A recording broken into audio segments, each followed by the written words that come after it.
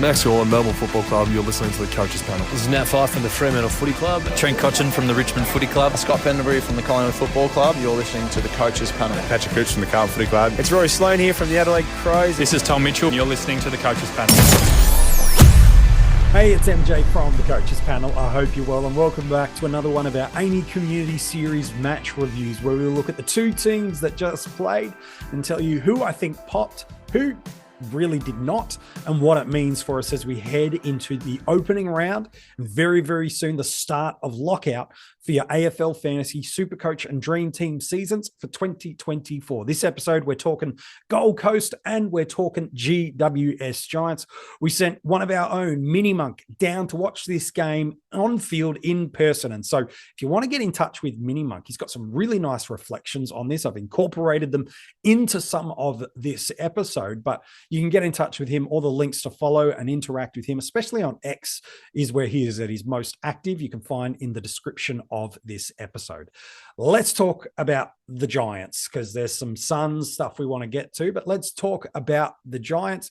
Gosh, Tom Green, he's going to be fun to own, and he's going to be a headache to miss early in the season. We did an episode just moments ago about Errol Goulden. I think you could probably put Tom in the same sort of category, which is all the question marks people want to throw at these top-end premium midfielders of whether or not their roles there. I'm talking about Laird and Brayshaw. There's been some concerns about that, whether or not they're able to return the value at the top end. Players like a Bontempelli have been up in that conversation. Tom Green has zero of those concerns for me. And that early buy round of round 3 does make it really fascinating, because what happens if he does politely? He was on, I don't even know if he got into first gear. I feel like he was in neutral in this game. 31 possessions, kicks a goal, 82% time on ground, a good mix of inside and outside, contested and uncontested footy, used the ball really, really well, and still gives you a ton across the formats without even really making a move. Can you do it? I think you absolutely can, but it does impact what you do with your other selections and how deep you go with cows on field and how many strong scoring cash cows you've got on your bench. It might just mean you have to run a bit thinner in another line to be able to pull it off. But to me, I think the conversation is absolutely you can. That early fixture is nice. He is a captaincy and vice captaincy option. And so I think you absolutely can do it.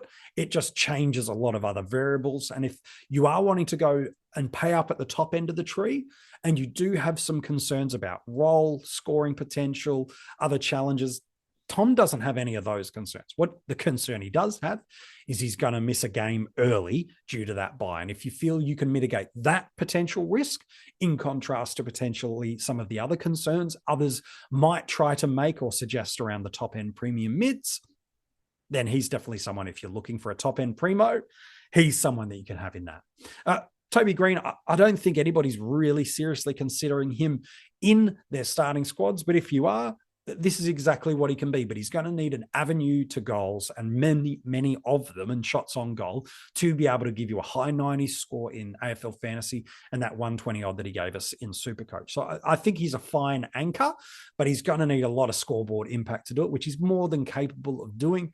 Personally, I feel like there's so much value in our forward lines right now that I don't feel the necessity to do it. Like Connor McDonald, James Jordan, Jack Billings, Zach Fisher, Cam McKenzie. Just these 5 alone. Nat Fyfe I haven't even mentioned, let alone the cows. I just don't feel like it's almost the inverse of what we got last year, where we were paying up to get as many big end mid forwards or forwards as we can. I don't feel like we need to do that at all. We're almost going the opposite of skimp and save as much as we can, because there is a lot of value in our forward lines that with confidence, I feel like we can select. So Toby, really nice forward option in your drafts and in your keeper leagues, but probably not someone you need to consider in classic. Josh Kelly, got him in. If you're bullish on him before, you saw exactly what you needed. 56% time on ground, and yet still scored an incredible clip of points per minute. I understand why people aren't interested in him at his price point, but if you're looking to flip something at round 3 and you think those early couple of games, he could give you some 120s and really accelerate that price movement early. Again, it changes what you do and who you select in your side around it, because you are forecasting a trade and really anchoring one, which does affect the way you structure up. But it's definitely something that you can look at, absolutely, for sure. I really love the game. of Aaron Cadman. I think now at F8, you could almost with confidence pick him. It does, again, impact what you do with your other lines, whether it be a Sexton, a Flanders, and things of that nature. But I think depending on what you're doing with those other players that could be missing in that same round 3 week, to me, I think it can work. He looked good, got involved in the game, moved up beautifully up the field, and again, just impacted nicely. So I think if you're not loving the forward rooks, I think there are some really good ones. I'd ideally not like to ever have him see the presence of my field, but I think there's enough to like about him there. So yes, I think you can absolutely make a move through there. Lockie Whitfield, if you're bullish on him, that's not fallen away at all. 50% time on ground, scoring the 70s in SuperCoach, and a reasonable score from a points per minute perspective from an AFL fantasy. I think he, again, is someone with that early fixture, with that scoring ceiling potential.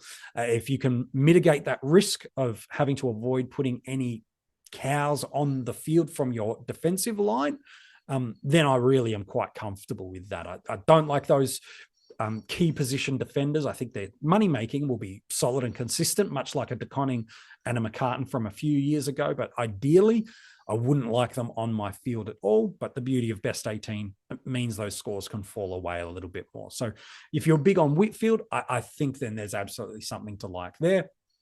Daniels looked really good before he went off with an injury concern. I actually really like him. I think in drafts, he could present huge value for us. So let's wait and hear over the next 24 hours from the club about the severity of that little concern that's seen him miss really the last 2/3 of the game, I think it was. So to me, I think there's definitely a little bit to be concerned about. He does seem to find ways to keep getting himself hurt, does young Daniels, but my goodness me, this guy's a player. And I think Toby McMullen is going to be a really nice player for the Giants as well. I think he's really, really smart and classy. I think he's going to be a nice part of that forward line for them for a long time. Cogs, I don't think many people are on, but again, solid, fine, not a problem at all. Faye's the one that I think is worthy of a little bit of a watch list. There were some guys missing in this team. Aish wasn't playing. Perryman, I don't think, was playing in this matchup. And so you probably behind those guys, but he did enough. A 69 in AFL Fantasy, a 49 in SuperCoach. It's a little bit more expensive at the upper end of our cash cows than we like to pay without some certain job security, but certainly just put him on that little watch list because I thought he linked up well, and especially once Whitfield really flew out of the game, they played through him and played through him quite well. So Faye's someone that for me I'm really open to considering. But again, the beauty of opening round, I get to look and see it. You get to look and see it. We get to see the dynamic of what it means for Aish and Perryman sitting alongside him.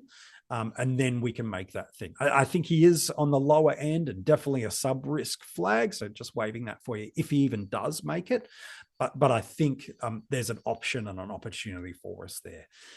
This episode is brought to you by Allstate. Some people just know they could save hundreds on car insurance by checking Allstate first. Like, to check you have the tickets in your wallet first before you drive 2 hours to the big game.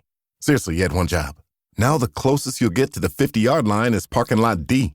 Yeah, checking first is smart. So check Allstate first for a quote that could save you hundreds. You're in good hands with Allstate. Savings vary. Terms apply. Allstate Fire and Casualty Insurance Company and Affiliates. Northbrook, Illinois.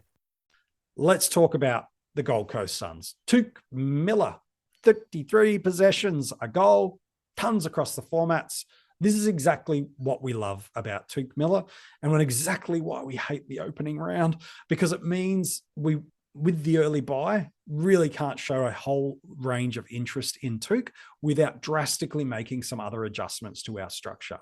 So he looks like he's going to be unaffected in his scoring potential in this new Damien Hardwick system because I think he plays it so well. I didn't see a guy that had to sacrifice team first football, quote unquote, much like a Trent Cotchin did, to be able to do it. It seems like, and again, we'll get a better look at it next week, that they're happy for him to use his gut running strength to get around the ground, to still be at centre bounce. He was very, very present through the centre bounces as well as Rowell and Anderson. Linked up well, did the defensive stuff, even though that wasn't the most physically threatening presence to game.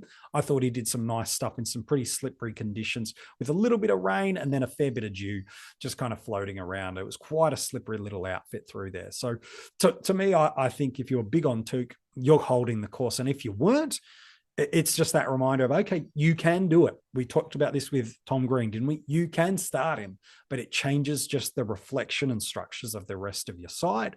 But let's wait and see what he does in opening round. But I really, really liked what I saw from him. Will Powell came into this side from last week and he didn't play. And he was a really critical piece for me because I wanted to see how both Alex Sexton and Connor Budarick, who were playing the distribution roles of halfback last week, who, if any, would be impacted. Is it Powell? Was it Sexton? Or was it Connor? You can't have three distributors coming off halfback. You can have two, but you can't have three getting bulk opportunities. So with Will coming in, I wanted to see how this would work.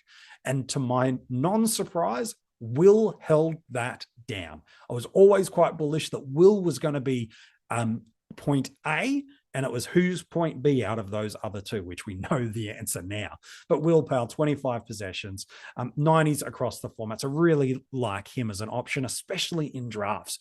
I love the way his score build is there. He gets involved with the transition football, good user of the football, smart reader of the play. I really do quite like Will Powell. I think he's got the potential to push into that top 15 level of defenders for us in 2024. He's a really, really smart footballer and definitely someone on draft day. If you can get your hands on him, really happily do it. So who won the battle of point distribution B in the back line? You know the answer, don't you? It's Alex Sexton, 31 possessions, 11 marks, went at 87% time on ground, 115 in fantasy, 125 in SuperCoach. Politely, unless something drastically goes wrong in opening round, and I'm talking an injury or suspension, or Dimmer completely flips the role and removes Alex from that opportunity, you're starting him on ground in your forward lines. Plain and simple. This is going to be one of the best gifts for us this year, and it does impact the rest of how you structure up your forward line because he's missing early. And so for me, I believe Alex Sexton is way more important to your side and your structure than what a Sam Flanders is. And this isn't an anti-Flanders sentiment, but rather I don't want to be running two of my forwards off the field that week because it now links you out of opportunities of what you want to do in your midfield or your defensive line. Potentially there's a Giants or a Suns player you want in those lines of your ground too. So for me, Sexton trumps Flanders in priority of selection based on, I think his scoring is a little bit more stable. His pathway of scoring is more stable and he offers way more financial value and upside and return. So for me, barring really an injury, a suspension, or Dimmer just completely changing his mind and giving Connor the opportunity, I think Sexton is one of the biggest locks and learnings out of this preseason now. And you are making a potentially really big mistake, especially if we see this happen again in opening round. To me, because of that, I'm fading all my stocks on Connor Budarick. I just don't see how it's there. His scoring was fine, by the way, 71 in fantasy, 63 in SuperCoach. He was playing through some lines and opportunities and still had 20 possessions through the match. But to me, I just don't see how with Powell and Sexton being A and B distribution, I feel like Connor is third fiddle there. And given he's not the same value that Alex is, it's actually really good news for us. We can stock up that forward line with some better scoring options at a cheaper price, which means you probably can, I think with the forward lines this year, you can run a little bit thinner in terms of what you're investing salary cap wise. That means you can really bulk up on that defensive line a little bit more than maybe you'd plan to because the cash cows on field aren't as strong and the value options aren't as deep as what we've got in our midfield and as what we have in our forward line. So for me, I'm fading my stocks in Connor. I've got no real interest in him now. I was keen to see who of the three would lose out. And unfortunately, it probably now looks like Connor, but let's wait and see to opening round to really kind of lock that one away. But yeah, I'm fading interest there. Noah Anderson, I think, was solid. He's going to be a really nice player for them. He's excellent. Love what he did for them in this matchup. Sam Flanders, we got to talk about Sam Flanders. The role's there, which is promising. It's just a touch under 40% centre bounce attendance in this matchup. So it's about what I expect from Damien Hardwick. We know at Richmond, historically, over especially sort of 2016, 17, 18, 19, they ran a really tight midfield. And it's Rowell, it's Anderson, it's Touk. They're their best three pure midfielders. Without any question, they are their best three. And so Sam gets fourth chop. 40% or just a touch under 35, 40% every single game is still good enough for a player of his ability who can play off the half forward and push up to get involved and score well. And he scored okay in this game. I think if you were bullish on Sam Flanders before this game, the role you were hoping he would have was there. And this is where I think it is an overreaction for if you were bullish on Sam, is you go, oh, he didn't score well, I'm out. No, the role is there. It's fine. The role is there. So if you were bullish because of the role, go. What wasn't there was marks. And this was something that myself and Stevie Fizz talked about in our episode of him in the 50 most relevant. And that in that stretch of games last year where he was absolutely dominating, he was getting at over almost 5.5 marks per game. That's the levels of what we see intercept defenders getting under a Damien Hardwick system. That's not really what we see for anyone outside of defenders really delivering. And key position forwards is probably the other that's sitting that. So the key that unlocks Flanders scoring is a high volume of marks. And he didn't get that in this matchup, whether that be because it's, the slipperier conditions or just the way that the Suns wanted to move the ball. You can choose which of those pathways you like. But for me, the Suns have the first two matches up on the Gold Coast. We'll get to have a look, at least in opening round. But for me, I've not been keen on Sam for two reasons. Again, if you're bullish on Sam heading into this match, you got what you wanted. 40% midfield or almost, opportunity and time. He's around the ball and he's fourth fiddle in, and he does get involved in their score chains. He does get involved in their link-up play. So you got what you wanted. But for me, the two reasons I am not keen on Sam in my starting squad is he needs marks, and I want to see multiple games of that before I jump on to unlock his scoring. And he didn't get that in those conditions, and I'm not sure he'll get those if the conditions match what Queensland can do at those kind of twilight and night matches through this time of the season. So that's one. And the second, I just don't like that round 3 bye. I'd rather get stocks on an Alex Sexton and be able to get maximum scoring and financial cash outlay and cash revenue generation than I would from a Flanders. So if you're bullish on Flanders, go with God and go with it. I don't think you should overreact. But for me, I saw exactly what I expected from Sam, which was fourth midfielder in. But if the marks aren't there, the scoring's going to dry up. And that early bye, those two elements combined have had me off Sam all preseason, and I'm really happy to hold in that space. I thought Matty Rowell was fine. If you're big on him, absolutely no problem at all. Again, how many of these guys you have ultimately determines and impacts what you do elsewhere. And then Mac Andrew just caught my attention a little bit. The fact that he was the guy playing the relief ruck role. I don't think there's a huge amount of interest for us in Classic.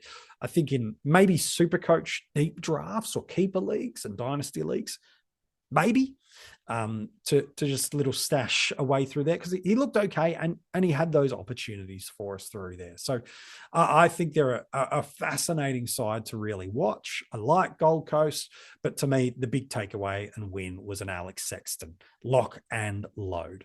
But do you agree or disagree on my take about this matchup?